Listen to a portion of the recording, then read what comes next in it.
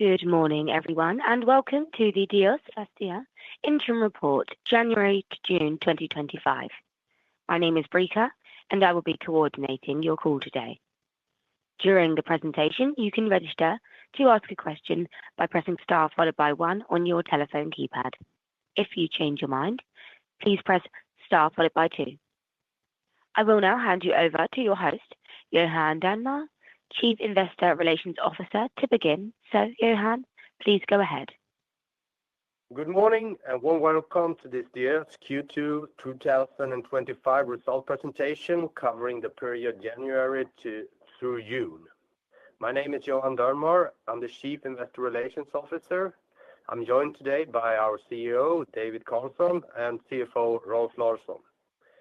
In today's presentation, we'll begin with a brief overview of the performance in the second quarter, followed by the more detailed walkthrough of our financial results. We'll then provide a market update before opening up a Q&A session at the end. Thank you for joining us. With that, I hand over to David. Thank you, Johan, and good morning all. We're closing the books on an eventful quarter, one marked by strong momentum across several fronts. We've seen a dynamic mix of transactions and new lease agreements, alongside successful refinancing of debt under highly attractive terms. These achievements reflect our continued focus on value creation and financial resilience. The growth in income from property management amounts to 12% for the quarter, which is very strong. We continue to see the average interest level declining and once again a positive net leasing. The rental market in northern Sweden remains resilient, where renegotiation and renewals are settled on CPI indexed rents or higher. Economic occupancy stands at 90%, same as last quarter. Surplus ratio is reported on satisfying 73%, with stable cost and energy efficiency improved by 5.8%.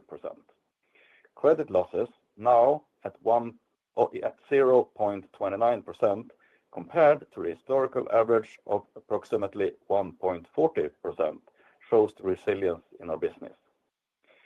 Access to financing remains strong and evidenced by 15 to 30 bps lower margins in both banks and bond market compared to 6 months ago. We have during the quarter refinanced 5 billion debt, resulting in 5 bps lower credit margin at portfolio level. The marginal cost of debt is lower than the average cost of debt in the portfolio, which will give lower average interest rates going forward. The transaction market has continued to gain momentum, with several deals being finalized. An encouraging indicator that reinforces the valuations recorded in our books. Our recent acquisition in Umeå, valued at 1.66 billion, represents a strategic addition to our portfolio and is fully aligned with our long-term growth ambitions. As part of our ongoing asset rotation strategy, we also divested the educational property Mimer 1 in Borlänge during the quarter at 706 million, achieving a sale price above book value. We will elaborate further on our asset rotation approach later in the presentation.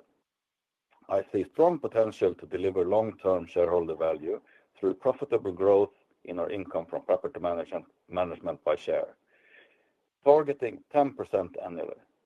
Our tenant offering remains highly attractive, and the solid recurring cash flow enables us to pursue value-creating investments. Owning properties in the right locations provides long-term revenue stability and minimizes vacancy risks. The outlook is bright. I will now leave the word to Rolf to go through the result in more detail. Thank you, David. Let's get deeper into the result outcome.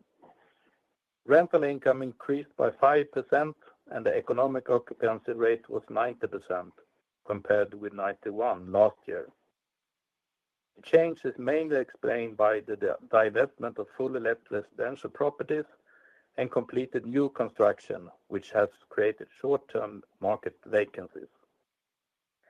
We see that the vacancy trend is turning in the second half of the year, as we see the effect of positive net letting in recent quarters and completed new builds.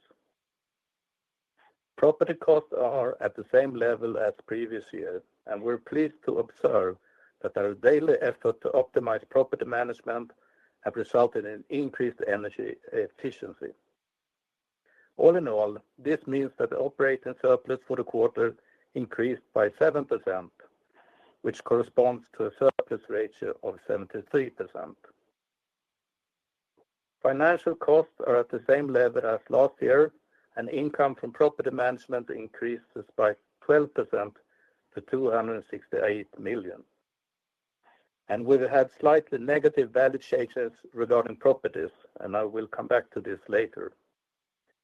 Current tax is negatively affected by 10 million due to withdrawal taxation in connection with property sales. Our well-diversified portfolio has strengthened the resilience of our top line. With 32% of our rental income derived from public sector tenants, we have a solid foundation for passing on CPI adjustments, and we see that we can defend and increase our rental levels in connection with renegotiations and new lettings. And notably, 97% of all commercial leases agreements include the indexation clauses, with 94% specifically tied to CPI. Like-for-like rents decreased somewhat because of vacancies arising in Q1 now having full impact. However, we continue to experience strong demand for premises in central locations and expect positive development in the second half of 2025. With lower financing costs and more optimistic economic outlook for Sweden, we see great potential in our rental growth, both when it comes to rent reversion, a continued increased occupancy rate, and creating modern and effective offices in prime location. As the market leader with local management and being a company with strong cash flow, we have a competitive advantage over many other real estate companies in our cities. Net letting has been positive in 24 of the last 26 quarters, including 2 million this quarter. The office's role as a brand builder and meeting place is becoming increasingly clear. We continue to see a strong trend that tenants are looking for attractive location and that the willingness to pay is high for modern and efficient premises. Vacancies are much lower in central location in our cities where we are well positioned, which means that the resilience of our portfolio is high. And currently, we have several dialogues underway with the existing and new tenants at good levels. We have a low tenant concentration risk. Our 10 largest tenants, of which 6 are tax financed, account for 20% of our total rental income, with a WALT of 5.3 years. And the WALT for the whole portfolio is stable at 3.6 years. The market value of our properties amounted to 32.6 billion. During the quarter, we have invested 223 million in projects. 91% of the property portfolio has been externally valued in Q2, which has resulted in slightly negative unrealized value changes of 130 million, corresponding to minus 0.4% of the market value. The impairment is mainly due to reduced revenue from specific properties, such as turnover-based rent from a hotel and a few major tenant departures that we have previously guided on. We see no general impact related to yield requirements, market conditions, or similar factors. The average yield was 6.15%, which is 2 basis points higher since last quarter. The change in yield is as a result of the transaction that has been made during the quarter. And we see that our transactions are made at book value, which supports our view that our property values are at fair value. As I said earlier, we have invested 223 million in tenant improvements, property improvements, and new builds. And there's low risk in our major projects where pre-let is a requirement, and most of the rental income comes from tax finance operations. All new commercial projects are built according to BREEAM, at least level very good. And we currently have around 16,000 square meters under construction, with a total investment volume of 530 million, where remaining investments amount to 170 million. All our ongoing projects are proceeding according to plan, both in terms of cost and time. And in addition, we have around 200,000 square meters of existing or possible building rights, where we see great potential for further value creation. 50% of the building rights refers to commercial premises and the remaining 50% to residentials.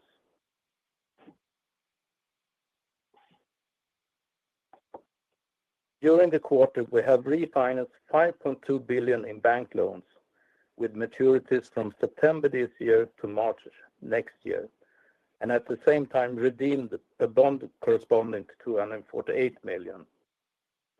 This together means that we have lowered our average margin for the whole portfolio by 5 basis points and extended our debt maturity to 2.6 years.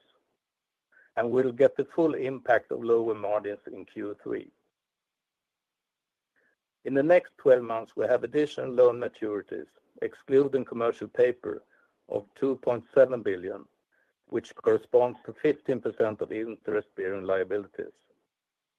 And we're actively working for a more prudent maturity profile with longer debt maturities. Bank financing is and will be our most important source of financing, and we currently have 73% of our outstanding loans with banks. We have a very good dialogue with all the banks, and they are clearly willing to join our growth journey and offer us good terms. The margin on the 3-year bank loan is currently around 125 basis points. And in June, we updated our MTN program and our green framework.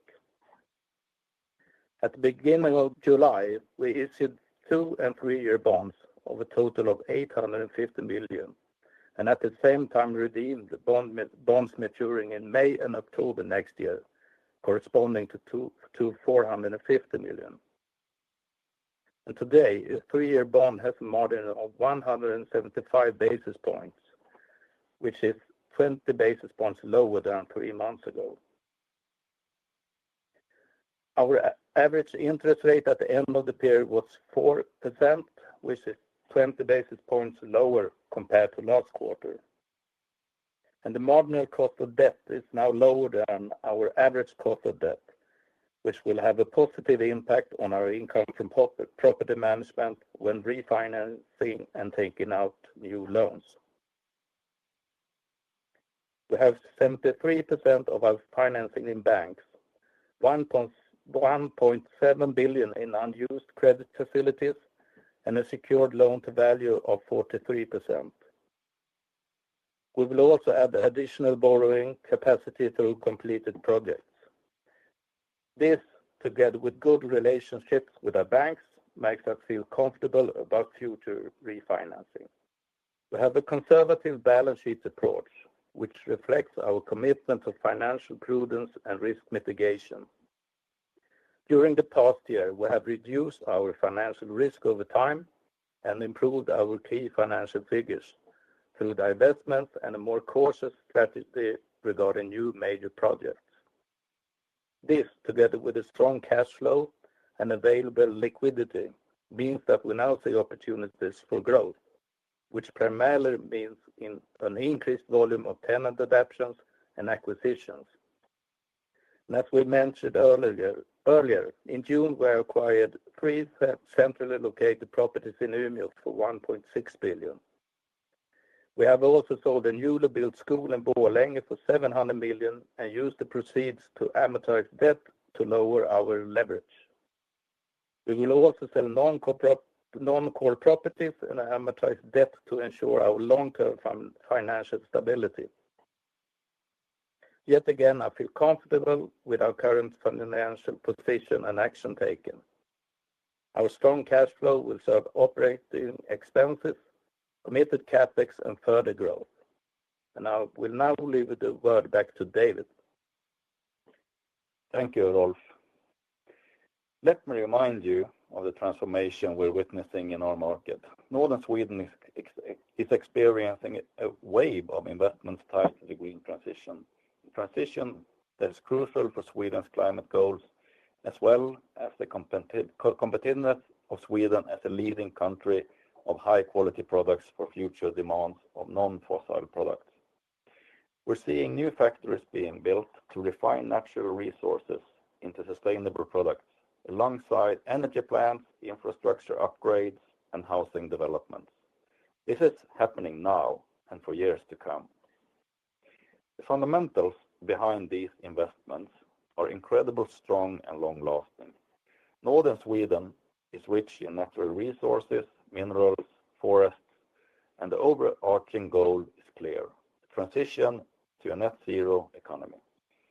We benefit from access to affordable, clean, renewable energy through hydropower and wind power, a cold climate ideal for energy efficiency, and vast areas of land available for development. To put this in context, the electricity prices in the northern part of Sweden has this year been 1/3 of the prices in Germany. Our high transaction pace continues, and we are delivering in line with our strategy. The acquisitions of 3 billion and divestments of 3 billion made over the past 18 months have contributed to an increase of more than 2% in income from property management. Our focus is clear. We want to own centrally located properties with development potential and/or synergies with our existing portfolio. At the same time, we are divesting non-core assets, properties with limited potential, low returns, or those located outside city centers or in municipalities that are not part of our strategic focus. Our primary focus is on owning office properties in A and B+ locations, although we remain open to all segments where we see value. As earlier stated, we have over the past 18 months acquired properties worth approximately 3 billion and divested assets for a similar amount, at or above book value. This represents a significant portion of our current portfolio, which totals to 3.6 billion. It clearly demonstrated the liquidity of our market and the reliability of our valuations. We're continuously working to streamline our property management through smart operational solutions, strong cost control, and ongoing investments. We also see economies of scale and synergies in larger units, ideally with multiple tenants across different segments. One of the key strengths of our portfolio is its flexibility. The ability to repurpose and convert spaces allows us to adapt quickly when trends shift or tenant needs change. This adaptability builds resilience and reduces vacancy risks. Looking ahead, we expect both acquisitions and divestments to remain at a high pace. It's a natural and essential part of how we create long-term value. Diös is fundamentally a cash flow-driven company where investors can expect stable growth and long-term development. We operate in a market characterized by lower volatility in property values and lower rental costs per employee per tenant, and therefore more reluctant to change premises. Our strategy is clear. We focus on centrally located properties in cities with a single well-defined center. This creates natural limitations in location options for tenants seeking urban qualities and brand alignment, making our locations highly attractive. It also means our properties offer strong alternative use potential. Offices that no longer meet demand can be converted into residential, and retail spaces in less optimal locations can be transformed into desirable office environments. The rental levels in our market make these conversations both feasible and profitable, which in turn reduces vacancy risk. A clear example of the alternative use case is our lease to Höglundska, upper secondary school in Falun. Here we are converting vacant former retail premises into modern and functional educational premises in the city center. We can reuse previous fixtures, fittings, and adaptations, while the tenant can benefit from the city center's existing infrastructure, such as public transport, shops, and restaurants. Our current portfolio, excluding project properties and development rights, generates a running yield of 5.6%. This provides a solid cash flow foundation, while we also see significant upside in well-located vacancies, value-adding investments, and operational efficiencies. Today, the cost of new bank financing is approximately 3 months STIBOR plus 125 basis points, which means financing on 3.3% with STIBOR on 2.1%. A really attractive yield gap relative to a running yield. When we invest in tenant adaptations and energy efficiency upgrades, we on average achieve a gross yield on cost of around 9% and net above 7%, further enhancing total returns.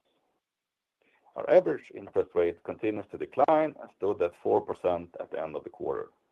The marginal cost of financing remains 30 to 50 basis points below the average, indicating further potential for interest rate reduction.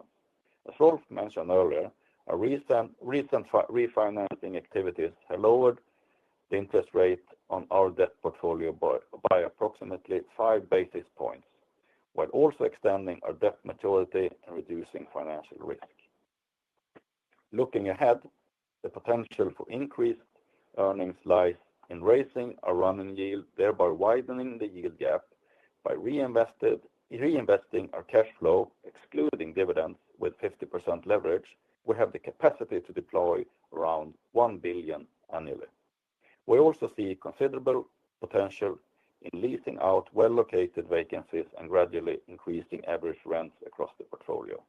In short, we are well positioned to continue delivering strong, sustainable returns.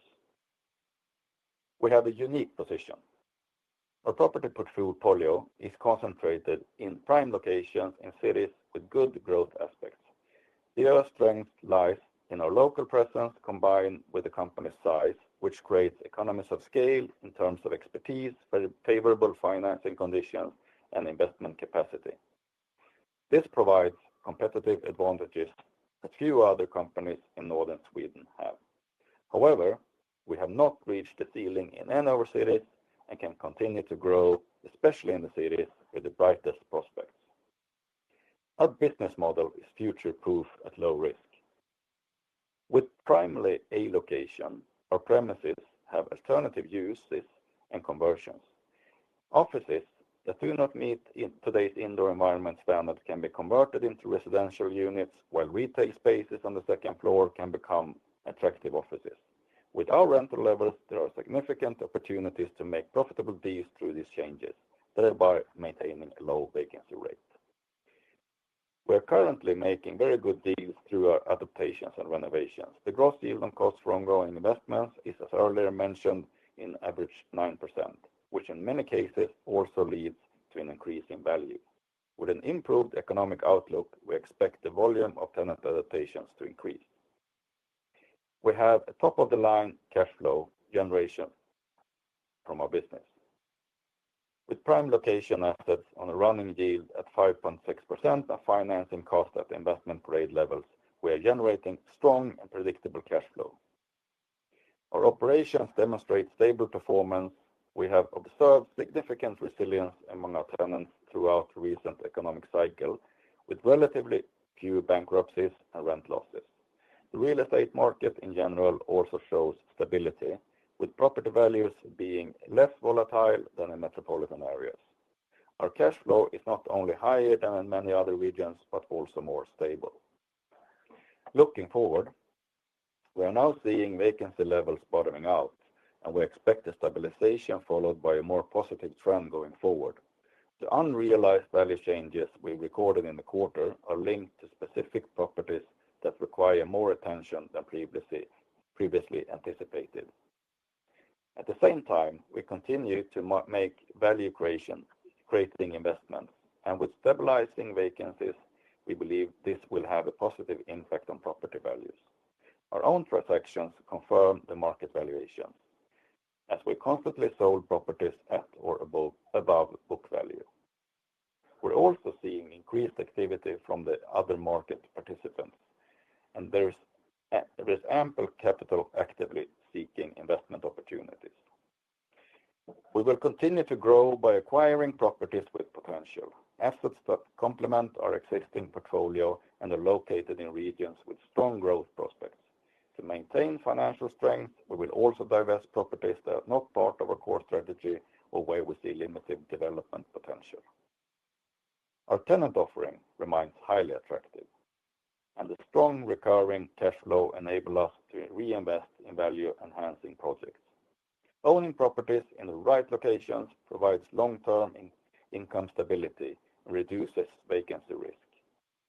With lower financing costs and a more optimistic economic outlook for Sweden, I am very confident in Diös as a company and in our ability to deliver sustainable long-term returns to our shareholders. That concludes my part. I will now hand it back to Johan.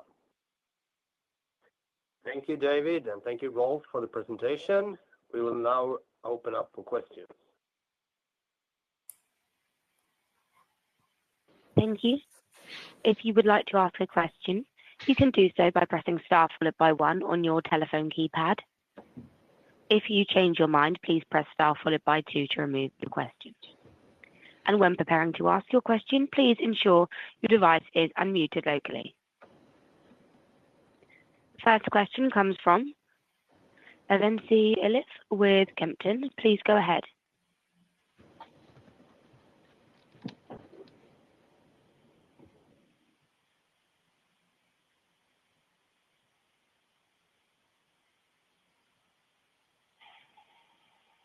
Vacancy, could you please ensure your line is unmuted locally? Yes, sorry. Can you hear me now? Yeah, we can hear you. Oh, all right, great. Thank you for taking my questions and good morning. So 2 questions from my side. First, on the outlook for H2, I know you've talked about it and you're positive. I just want to ask you again, what gives you confidence that the operations will improve in H2? And second one, obviously you've been a net acquirer. You've guided that you probably will be a net seller in the coming months. But given that there are more opportunities coming in the market, I just want to see would you intend to engage in them as well? So essentially keeping LTV a bit higher for longer. Sorry, could you take a question again? Because you were blurring in the middle there. On the second question is on the market. You've been buying quite a lot recently, and you have guided that you might be a net seller for the next 12 to 18 months, but there are more opportunities arising. So would you consider maintaining LTV at a higher level for longer, just to be able to engage in those opportunities? I can take that question, David. Here. We want to be below 55, as we stated before, and now we divested in the property in Borlänge, about 700 million, and that was the one we were guiding. That one of the properties that we were guiding on that we were on the selling list. So that's the net selling. Post this quarter, we're happy to be on the level we're at today because we have a headroom for investments, but we are recurringly turning the portfolio and selling non-core assets in the future also, and buying in the cities with the brightest growth prospects. Okay, thank you. And then the other question was... Yeah, the first question, that was the blurred one. So take it again, please. Oh, yes, sir. So yeah, that's on the outlook for operations. I know you've talked about this in the past and that you're fairly positive that we've reached an inflection point, or that you we will see the inflection point at the end of H1, but how has your view changed in any way, and just what gives you confidence that this is actually the case? We see that the pace, David, we see that the pace is continuously to be better for our tenants when coming to decisions. So we have deals taking place in a higher pace than before, and we have some big investments that the tenants are moving into this autumn. That's going to be reflected in the occupancy rate. So we're confident that we're on the bottom now and turning. All right, thank you very much. That's all from my side. Thank you. Just as a reminder, if you would like to ask any further questions, you can do so by pressing star followed by 1. Your next question comes from Albin Sandberg with Kepler. Yes, good morning. In 2 questions. The first, specifically on your property revaluation and property value changes this quarter, was that part of a bigger review of the overall portfolio, or was there anything specific that led you to finding out about this higher capex needs during the quarter? And I guess as a follow-up to that, any risk that we will see a similar comment for the Q3 report? Thanks. I can take that, David, here. Yes, there have been a thorough project review of these vacancies the vacancies are known as for us as earlier stated in the last 2 quarters.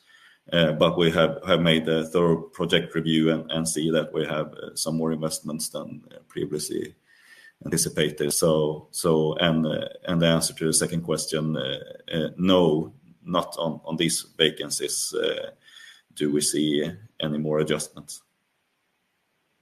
Yeah, okay. And in general, when you discuss with your, let's say, external valuer and so on about the general state of the market, is that very different Q2 versus Q1? No, it's really much the same discussions. Were the same discussions in Q1 and Q2. The difference is that we have done our homework on these properties. That's the difference. The yields are flat, and the change from 613 to 615 is due to our transactions and not in any change of yields. Okay, thanks. And a final question also, coming back maybe to the first one, asking questions about your state of the balance sheet and an LTV target and so on. Do you feel you're in a situation now where, I mean, maybe compared to 1 or 2 years ago, that your financial flexibility is higher now, assuming that value stabilizes? Or do you feel that your balance sheet is still somewhat of a constraint for you in order to what you can or cannot do? No, we don't see it as a constraint right now. We have so strong cash flow, and that's been proved by our negotiations now with defending and raising rents in spite of the 20% rise in the CPI, are giving us confidence that our strong cash flow remains. So we're comfortable at this LTV level, and we have a headroom for investments. Yeah, thank you very much. That's all for me.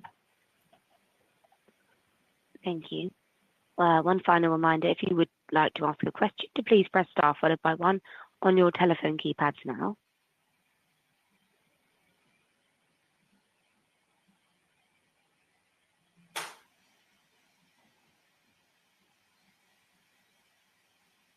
I can confirm we have no further questions, so I would like to end the Q&A session and hand back to the management team for some closing comments. Yes, thank you very much, and thank you all for participating in today's call. And as always, we're here if you have any further questions. And by that, we would like to wish you all a happy summer and a good vacation when it comes. Thank you very much. Thank you all for joining. I can confirm that does conclude today's call. Thank you all for your participation. You may now disconnect.